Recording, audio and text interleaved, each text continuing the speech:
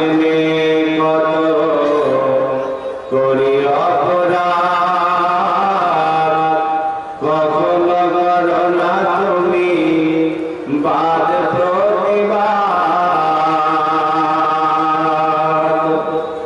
জেনে না জেনে কত করি অপরাধ, কখনো করো না তুমি বাদ প্রতিবাদ। তোমার দয়ার সীমা নেই নেই নেই, সেই দয়ার পেতে কাঁদি আমিও।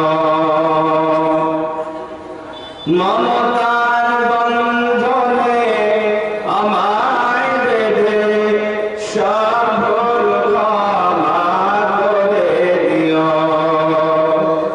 আমি যদি কোনদিন পথ ভুলে যাই, হাত ছাড়ে দিয়ে কাছে নিও। মমতার বন্ধনে আমায় বেঁধে সব ভুল ক্ষমা করে দিও। ভুল ছাড়া জীবনে আর কি আছে, ভুল করে ফিরে আসি তোমার কাছে। ভুল ছাড়া জীবনে আর কি আছে, ভুল করে ফিরে আসি তোমার কাছে। তোমার দেওয়া সেই রহমের পথ, সেই পথে চলবার শক্তি দিও। আমি যদি কোনদিন পথ ভুলে যাই, হাত ছাড়ে দিয়ে কাছে নিও। মমতার বন্ধনে আমায় বেঁধে সব ভুল ক্ষমা করে দিও।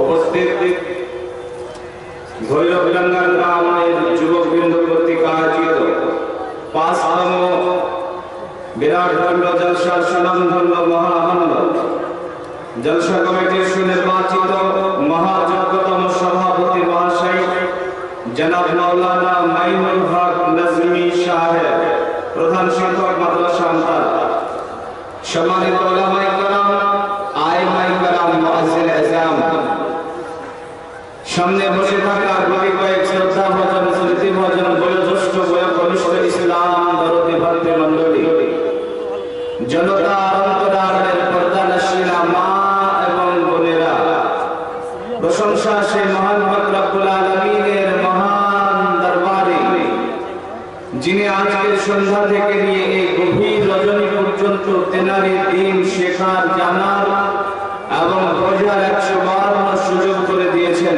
সে আল্লাহর প্রশংসায় তেনারই শেখানো ভাষায় শ্রেষ্ঠ অবনীত ভাবে শ্রদ্ধাজনিত কণ্ঠে আবেগের সঙ্গে মহব্বতের ভাষাতে সকলে মিলে বলুন আলহামদুলিল্লাহ।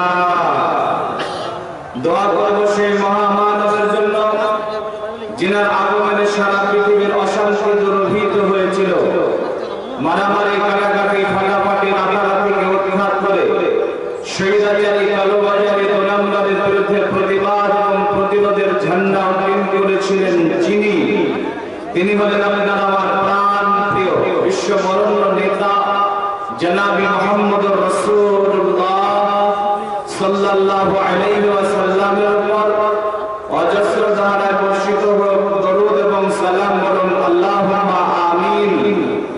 আল্লাহুম্মা সাল্লি আলাইহি, আল্লাহুম্মা বারিক আলাইহি। আজ এই দ্বীনি আলোচনা সভায় আমার বক্তব্যের বিষয় মাউত, মৃত্যু। মাউত সম্বন্ধে গুরুত্বপূর্ণ তথ্যবহুল বিবরণ আলোচনা ইনশাআল্লাহ তাআলা আজিজ কোরআন এবং সুন্নাহকে সামনে রেখে আপনাদের সামনে তার বিবরণ দেওয়ার প্রয়াস করব। ওমা তৌফিকি ইল্লা বিল্লাহ, আলাইহি তাওয়াক্কাল তাওয়াক্কালতু ওয়া ইলাইহি উনীব। আলোচনা শুরু করার আগে এই আলোচনা সভা কেন্দ্রিক দুটি কথা বলে আমি আমার বক্তব্য শুরু করব। সম্মানিত উপস্থিতি, আপনারা যে কটা মানুষ আমার সামনে বর্তমানে আছেন, এর চাইতে কয়েক গুণে বেশি মানুষ রাস্তাতে আছে। আপনারা একটু আমার দিকে চেয়ে থেকে আমার দিকে লক্ষ্য করে আমি কি বলছি সেটা বোঝার চেষ্টা করুন। দেখুন, আপনি কিছু জানতে পারবেন ইনশাআল্লাহ। আমি যখন রাস্তা দিয়ে আসছিলাম তখন মোটামুটি একটা লড়াই করে আসার মতো আশা লাগলো। রাস্তাতে নারী এবং পুরুষ যারা বেশিরভাগ যুবক এবং যুবতী, তাদের ভিড় এখানকার চাইতে অনেক গুণ বেশি মানুষ রাস্তাতে। কেন?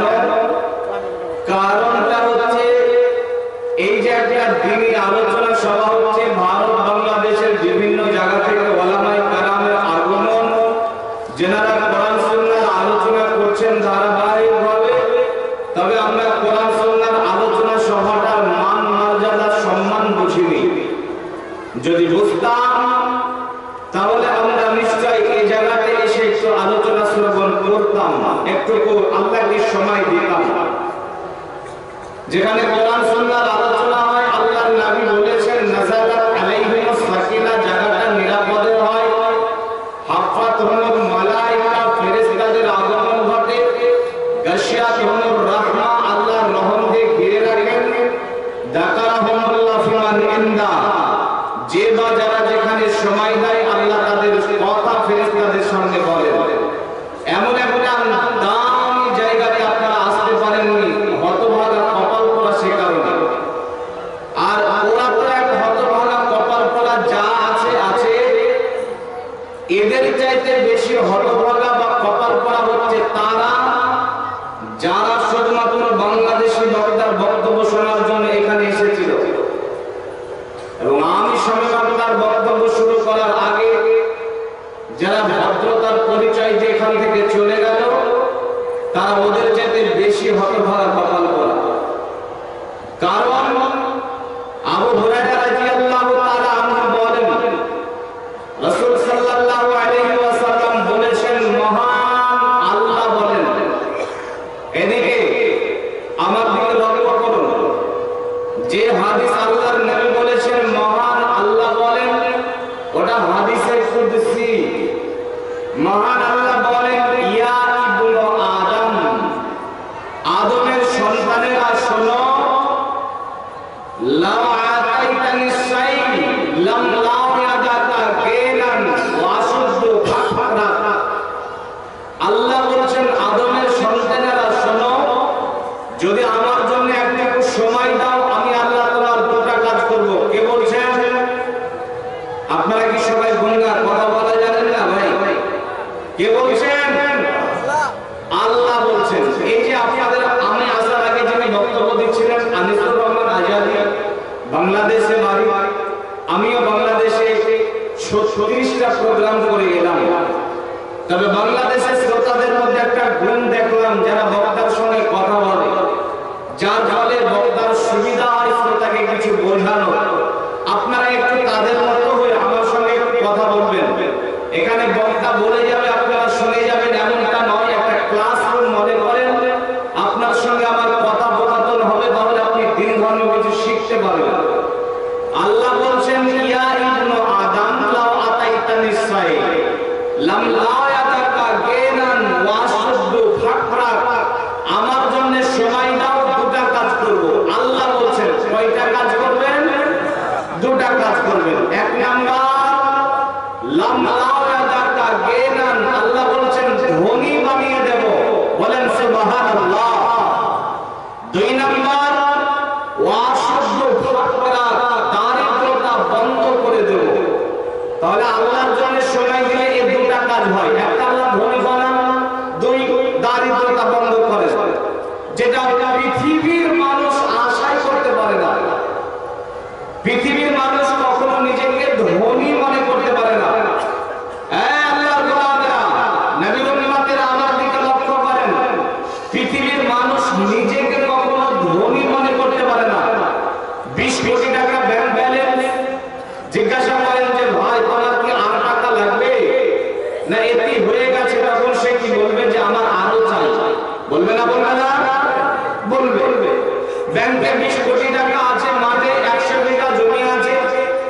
এরপরে আপনার 10খানা বাস আছে, 10খানা ট্রাক আছে।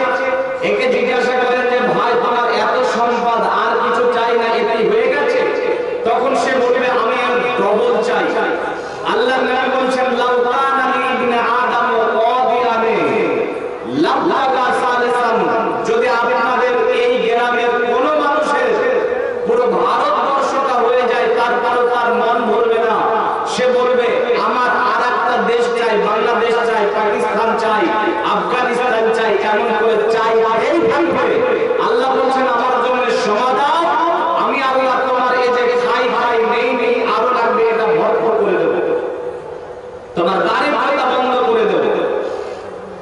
এরপরে তিনি বলেন ফাইলাম তাফাল, যদি আমার জন্য সময় না দাও, যারা এখান থেকে উঠে চলে গেলেন, বাড়ি থেকে নিয়াত করে এসেছিলেন শুধু বাংলাদেশের বক্তব্য শুনবো, যারা এখানে এই নিয়াত নিয়ে এসেছিলেন চলে গেলেন, যারা এখান থেকে উঠে চলে গেলেন, আমি মৌলভী সাহেব আপনার বক্তব্য দেওয়ার জন্য এসেছি, আপনাকে দুটা কোরআন হাদিসের কথা বলবো সেই কারণে এসেছি।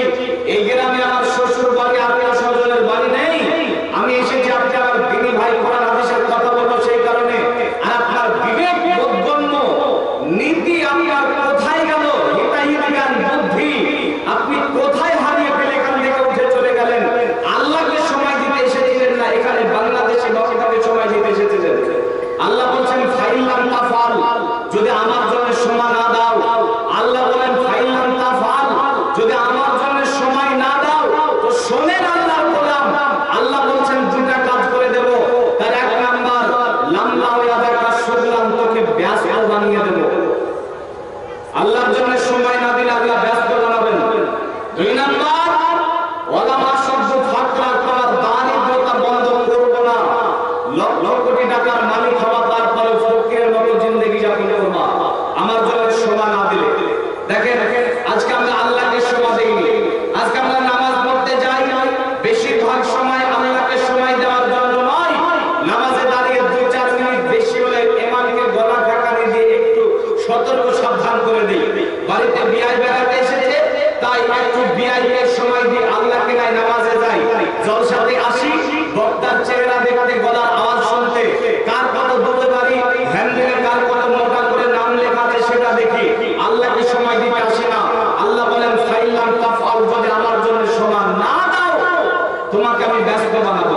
দেখেন আল্লাহ আমাদের ব্যস্ত বানিয়েছে, একবার নার্সিং হোমে আর একবার হসপিটালে, ঘরে একবার ট্রেনে আর একবার বাসে। কোথায় যাও তো ব্যাঙ্গালোরে যাচ্ছে, কোথায় যাচ্ছে তো ভেলোরে যাচ্ছে। কেন রে ভাই আপনি ব্যস্ত? পেটে কেন কিছু হয়েছে, ডাক্তারের রোগ খুঁজে পাচ্ছে। আল্লাহকে সময় দেয়নি সেই কারণে আল্লাহ ব্যস্ত বানিয়েছে। আল্লাহ বলেন ওয়ালামা শুদ্দু ফাকরা, তোর দারিদ্রতা বন্ধ করব না, লক্ষ কোটি টাকার মালিক হবে তারপর ফকিরের মতো জিন্দেগি যাপন করতে হবে। এমন অনেক মানুষ আছে যারা আল্লাহকে সময় দেয়নি, আল্লাহ তাদেরকে ধন দিয়ে ফকির বানিয়েছেন। আছে না নেই?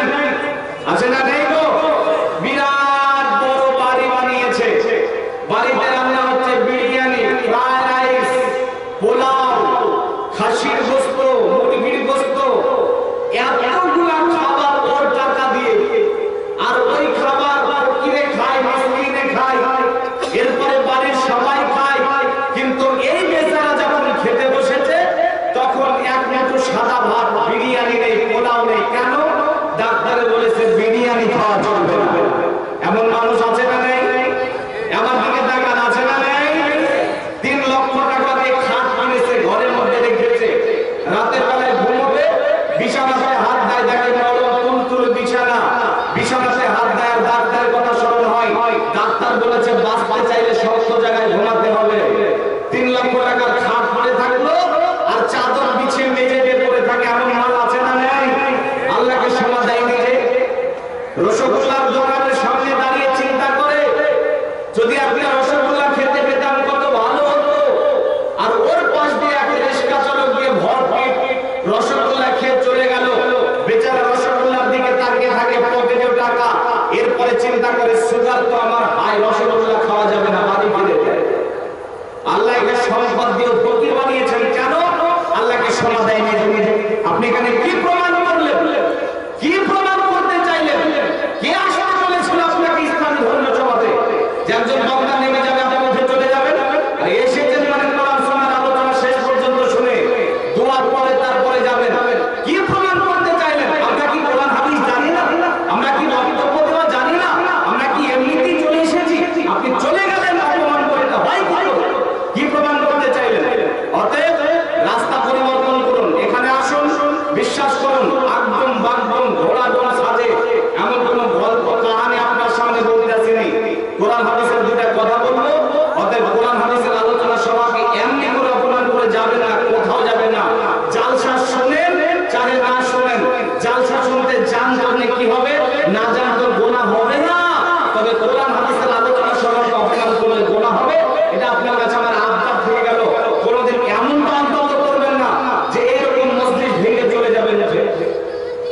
বেরাদারানিল্লাহ, আসুন আমি আমার মূল আলোচনা শুরু করি। আলোচনার বিষয়টা হচ্ছে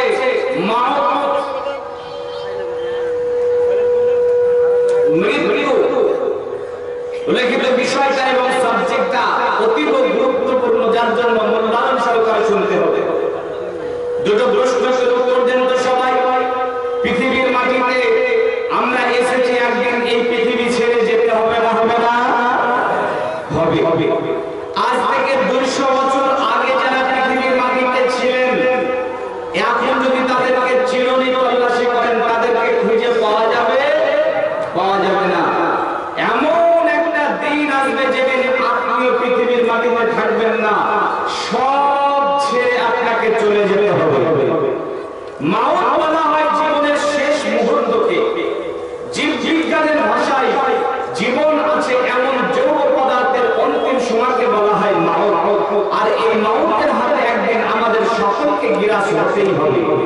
আল্লাহ বলেন, বিসমিল্লাহির রহমানির রহিম, ফাইজা জাআজালহুম লা ইস্তাগফিরুনা সাআতাও ওয়া লা ইস্তাগফিরুন।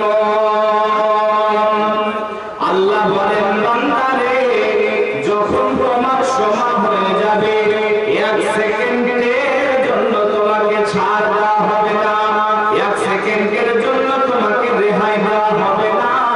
তুমি যেখানেই থাকো না কেন রে বান্দা, একদিন পৃথিবীর মাটি থেকে মওত এসে তোমাকে গ্রেফতার করে নেবে। আমার আল্লাহ বলেন, আইনা মা তাকুনু ইদরিকুমুল মাউত ওয়ালাউ কুনতুম ফি বুরুজিন মুশাইয়াদা। আল্লাহ বলেন, বান্দারে, মওতের হাত থেকে তুমি কোথায় পালাবে? যদি তুমি সুদৃঢ় প্রাচীরের মধ্যে লুকিয়ে থাকো, অথবা সীসা ঢালা প্রাচীরের মধ্যে তুমি লুকিয়ে থাকো, যেখানে তুমি থাকো না কেন, মওত এসে একদিন তোমাকে গ্রেফতার করবে। এই মুহাম্মদের দলেরা, আল্লাহর গোলামেরা, একটু ভালো করে শুনেন। একটা আয়াত এবারে আপনার সামনে পড়ব, যেটা আমরা ছোটবেলা থেকে শুনে এসেছি, জুমার খুতবাতে একাধিকবার শুনেছি, আলেম ওলামাদের মুখে শুনেছি। তবে আয়াতটার মধ্যে একটা গভীর তথ্য লুকিয়ে আছে, এটা নিয়ে আমরা কোনোদিন চিন্তা করি না। চলুন আয়াতটা আগে শুনি। আমার আল্লাহ বলেন, বিসমিল্লাহির রহমানির রহিম, ওয়া মা জাআলনা লিবাশারিন মিন ক্বাবলিকাল খুলদ আফা ইন মিত্তা ফাহুমুল খালিদুন কুল্লু নাফসিন যায়িকাতুল মাউত। ভাইয়া, পৃথিবীর মাটিতে যত মানুষ এসেছিলেন, আগামীতে যত মানুষ আসবেন, যত মানুষ বিদায় হয়ে চলে গেছেন, বলেন তো এই মানুষের মধ্যে সর্বশ্রেষ্ঠ মানুষ কে? জানেন না আপনারা কেউ? মুহাম্মদ সাল্লাল্লাহু আলাইহি সাল্লাম। মুহাম্মদ সাল্লাল্লাহু আলাইহি সাল্লামের তুলনা কেউ হয়নি, আগামীতে হবে না, হতেও পারে না। আমার নবী হলেন সর্বশ্রেষ্ঠ মহামানব।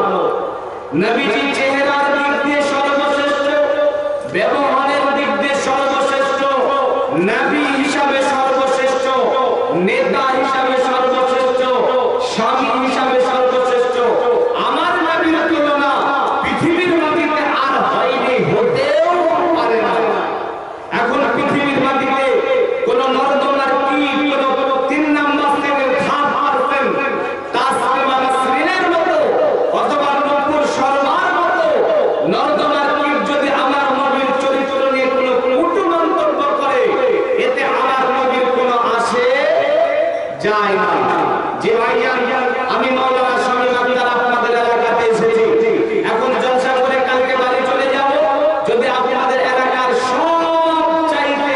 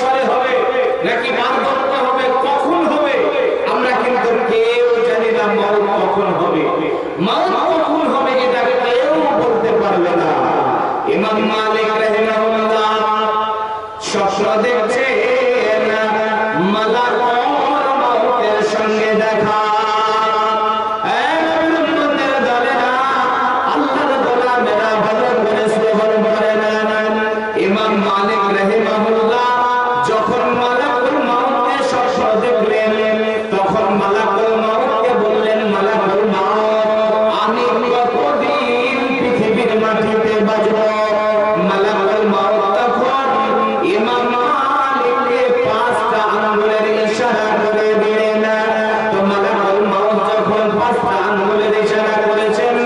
ইমাম মালিক বলছেন মালাকুল মউত পাঁচটা আঙ্গুলের ইশারা মানে আমি কি 5 দিন বাজবো নাকি 5 মাস বাজবো নাকি 5 বছর বাজবো, কোনটা বাজবো?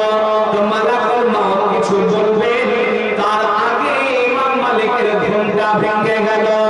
বন্ধুরি আমার, যখন ইমাম মালিকের ঘুমটা ভেঙে গেছে তখন তিনি চিন্তায় চিন্তিত হয়ে পড়েছেন।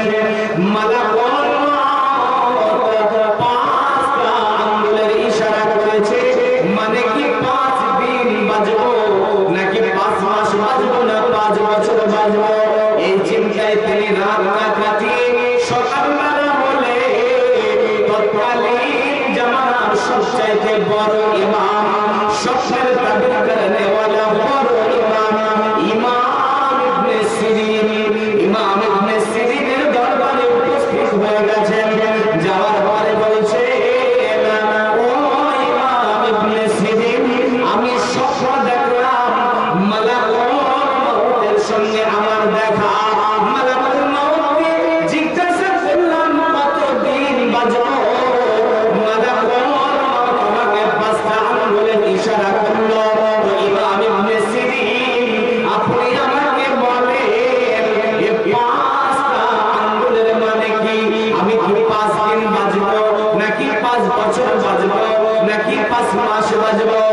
ইমাম ইবনে সিরিন বলছেন, ও ইমাম মালিক, শুনে নেন, শুনে নেন, শুনে নেন, পৃথিবীর মাটিতে, আসমানের উপরে, জমিনের উপরে এমন কেউ নেই 5টা বিষয়ের জ্ঞান রাখে। 1 নাম্বার জ্ঞান কিয়ামত কবে হবে, 2 নাম্বার বৃষ্টি কবে হবে, 3 নাম্বার মায়ের পেটে কি সন্তান আছে, 4 নাম্বার আকাল কোথায় কি খাবে, আর 5 নাম্বার কখন তার কোথায় মৃত্যুবরণ হবে।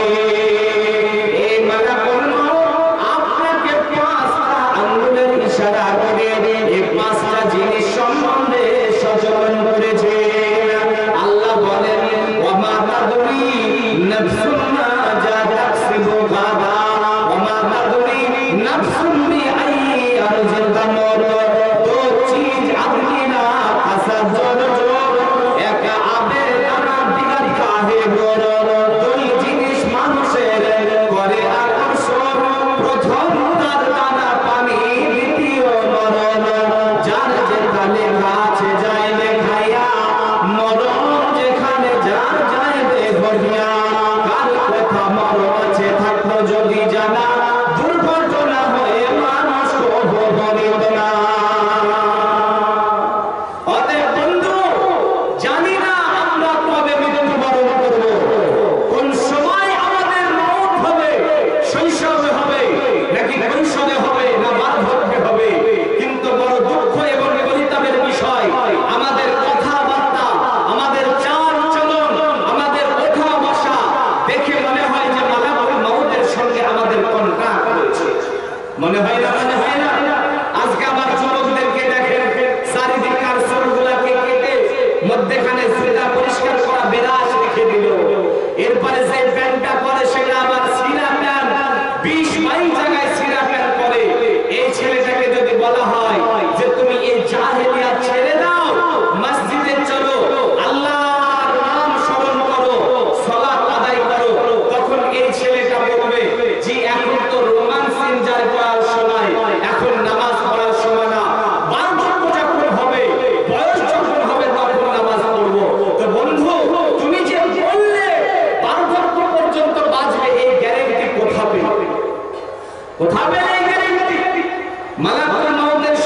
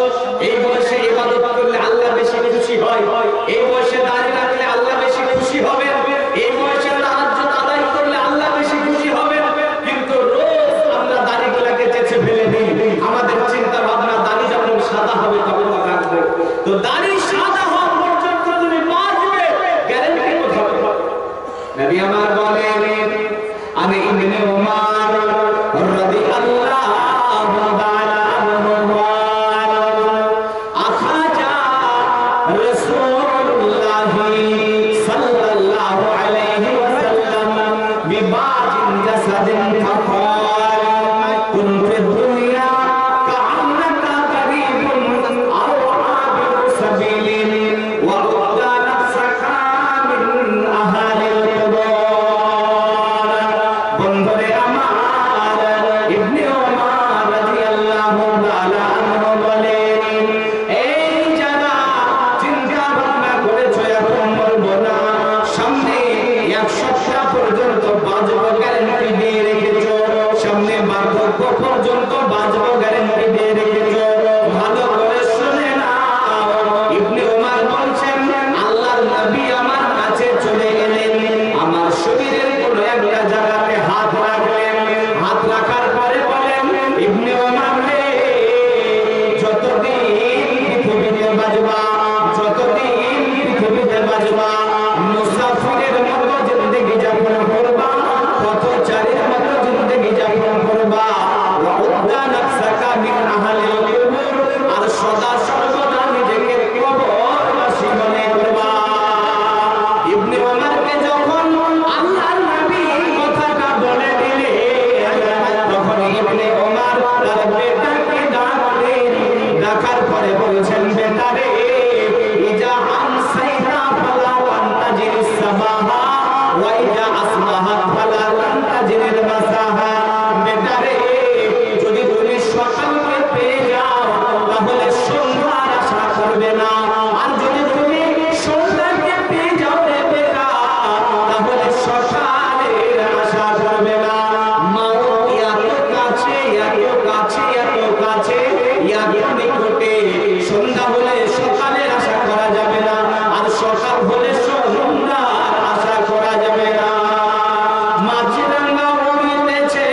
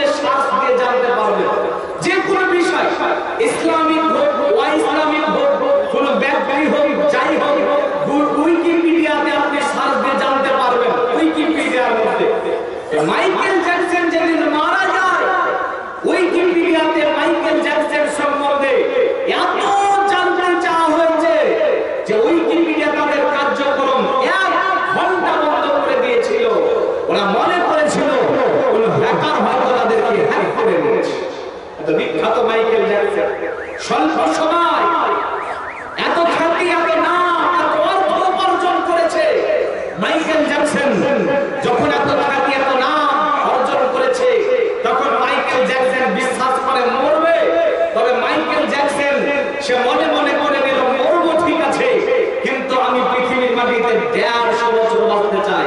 কত বছর? 150 বছর। আর এই 150 বছর বাঁচার টার্গেট নিয়ে মাইকেল জ্যাকসন টাকা দিয়ে ডাক্তার খুঁজতে আরম্ভ করে দিল, বেতন পার্সোনাল দেয়, পার্সোনাল চিকিৎসা করে। মাইকেল জ্যাকসন একটা ফল খাবে, কয়েকবার পরীক্ষা নিরীক্ষা, তারপরে সেই ফলটা খায়। যখন মানুষের সামনে আসে গ্লাভস পরে, মাস্ক পরে, তারপর মানুষের সামনে আসে, টার্গেট কতদিন? 150 বছর। এই যে আপনিও টার্গেট রেখেছেন, আগামী যুবকেরা যে টার্গেট রেখেছে বার্ধক্য পর্যন্ত, এমনি টার্গেট মাইকেল জ্যাকসনের 150 বছর বাঁচবে। কিন্তু বন্ধুরে আমার 150 বছর নয়, মাত্র 50 বছর যখন বয়স হয়েছে, মাইকেলের মাথায় যন্ত্রণা শুরু হয়ে গেল হঠাৎ করে। এত সচেতনতা, এত পরীক্ষা নিরীক্ষা, এত ডাক্তার, এত চিকিৎসা, তারপরে মাইকেল 150 বছর বাঁচতে পারেনি। মাত্র 50 বছর বয়সে পৃথিবীর মাটি থেকে বিদায় নিতে হয়েছে। অতএব আল্লাহর গোলামের দলেরা, ও নবীর উম্মতেরা, মনে করিয়েন না, মনে করিয়েন না, মনে করিয়েন না যে আপনি আগামী অনেক বছর বাঁচবেন, তওবা করে নেবেন, হজ করে নেবেন, গুনাহ ক্ষমা করে নেবেন, এমনটা মনে করিয়েন না। পৃথিবীর মাটিতে অনেক এমন বক্তা ছিল যারা জালসা স্টেজে উঠেছে, কিন্তু হয়ে লাশ হয়ে নেমে গেছে। অনেক এমন সাংবাদিক যারা সংবাদ পড়তে পড়তে পড়তে পড়তে ক্যামেরার সামনে মৃত্যুবরণ করেছে। অনেক এমন পাইলট যারা জাহাজ চালাতে চালাতে জাহাজে মৃত্যুবরণ করেছে। অনেক শিক্ষক এমন দেখা যায় যারা ক্লাস নিতে নিতে মৃত্যুবরণ করেছে। অনেক এমন মুসল্লি দেখা যায় যারা সাজদাতে পড়েছে আর মাথা তুলতে পারেনি। এমনি করে আপনাকেও মৃত্যুবরণ করতে হবে। যে কোনো সময় আজরাইল এসে বলবে, বন্ধু চলো তোমার সময় হয়ে গেছে। ভাইয়া, মৃত্যুবরণ যখন মানুষের হবে তখন একটা কঠিন যন্ত্রণার সম্মুখীন হতে হয়, কঠিন যন্ত্রণা। কোরআনে আয়াত অবতীর্ণ হয়ে গেল, বিসমিল্লাহির রাহমানির রহিম, ওয়াজাআত সাকারাতুল মাউতি বিল হাক। যখন আয়াতটা অবতীর্ণ হয়ে গেল, দয়ার নবী সাহাবাদেরকে ডাকলেন, সাহাবারা বসে গেল। আল্লাহর নবী বলছেন, সাহাবারা শোনো, আজ কি আমার উপরে একটা আয়াত অবতীর্ণ হয়েছে। আয়াতটা হলো মাউতের সময় যন্ত্রণা ভোগ করতে হবে। এই নবীর উম্মতের দলেরা, আল্লাহর গোলামেরা, ভালো করে শুনে নিন। যখন আল্লাহর নবী এমনি করে সাহাবাদেরকে বললেন, তখন উপস্থিত সাহাবাদের মধ্যে একজন সাহাবা যার নাম হলো আমর ইবনুল আস। আমর ইবনুল আস, আবারও বলছি শুনে নিন, আমর ইবনুল আস।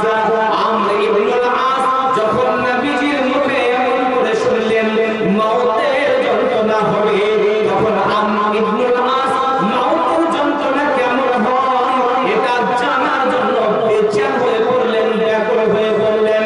আমর ইবনুল আস পুরো মদিনা জুড়ে যারা মৃত্যু সজ্জায় যেত তাদের কাছে চলে যেতেন।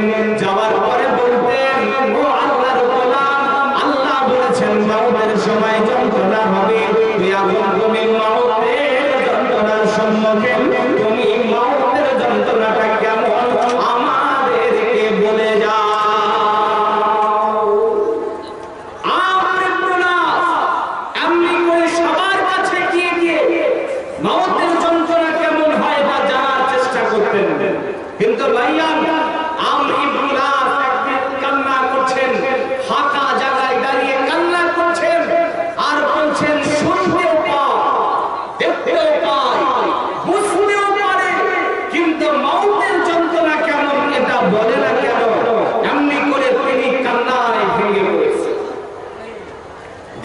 রাত যায়, মাস যায়, বছর যায়, আর ইবনুল আসের মওতের সময় হয়ে গেছে। নবীর উম্মতের দলেরা ভালো করে শোনেন, আমরা ইবনুল আস মওতের শয্যায় শহীদ। তার ছেলেটা তার মাথার কাছে বসেছে, বসার পর বলছে, তার মাথার কাছে বসেছে, বসার পরে বলছে, আব্বা জান,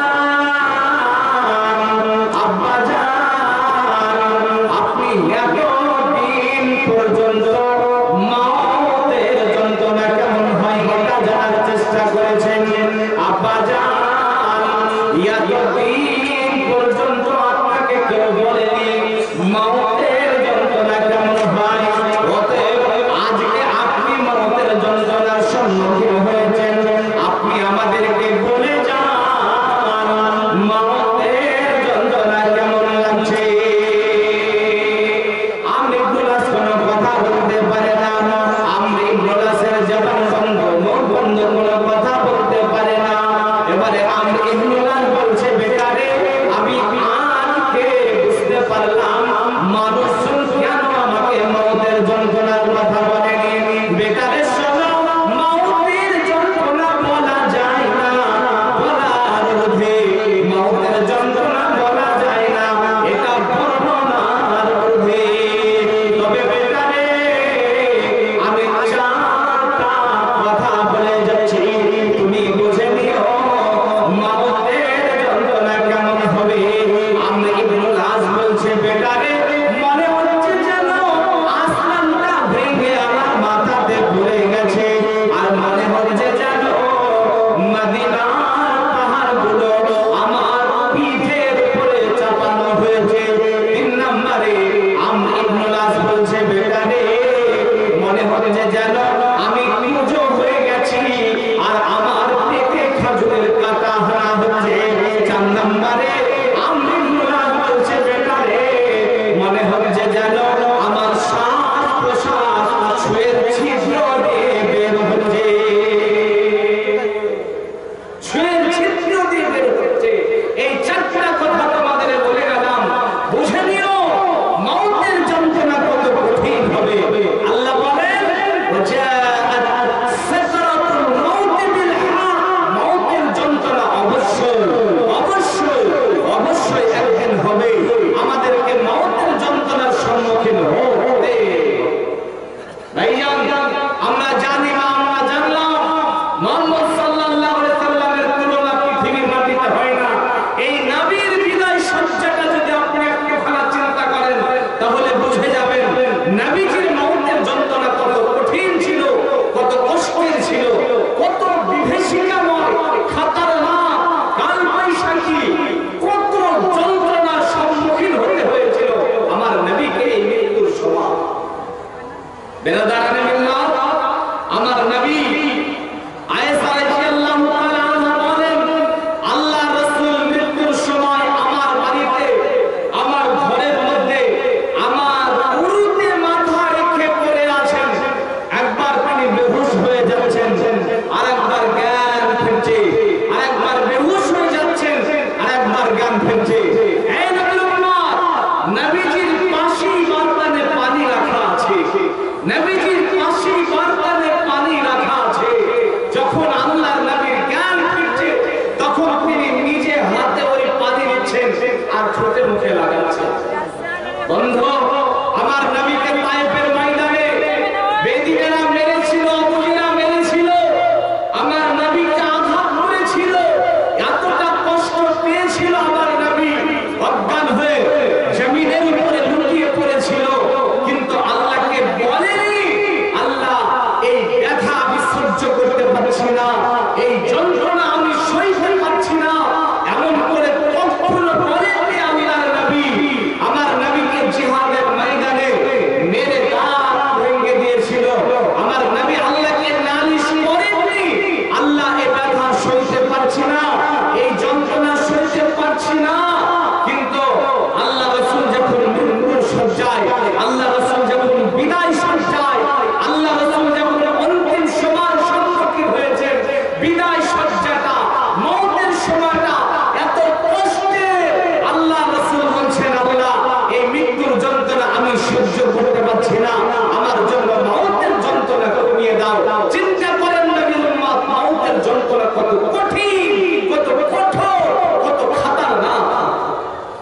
এই মরণের যন্ত্রণার সম্মুখীন আপনাকে হতে হবে। আজকে আমরা বুঝি না, চিন্তা করি না, আমরা এই কাঁধে করে কত জানাজার অংশগ্রহণ করেছি, কত লাশকে কাঁধে করে নিয়ে গেছি, এই কাঁধে করে নিজের পিতাকে নিয়ে গেছি, কবরে রেখে এসেছি, এই কাঁধে করে পাড়া প্রতিবেশীকে নিয়ে গেছি, রেখে এসেছি। কোনদিন আমরা চিন্তা করি না যে একদিন এমনি আমাদেরও হবে, আমাদেরকে এই খাটিলাতে চলতে হবে, আমাদেরকে একদিন আজরাইল এসে বলবে, বন্ধু চলো তোমার সময় হয়েছে, এখন পৃথিবীর মাটি থেকে বিদায় নিতে হবে। এ কথা আমাদেরকে বলবে। আমরা এই চিন্তা চেতনা ভাবনা কোনদিন করি না। মউত নিয়ে আমাদের চিন্তা আমাদের হৃদয়ে নেই। মউত থেকে আমরা মউতের চিন্তা থেকে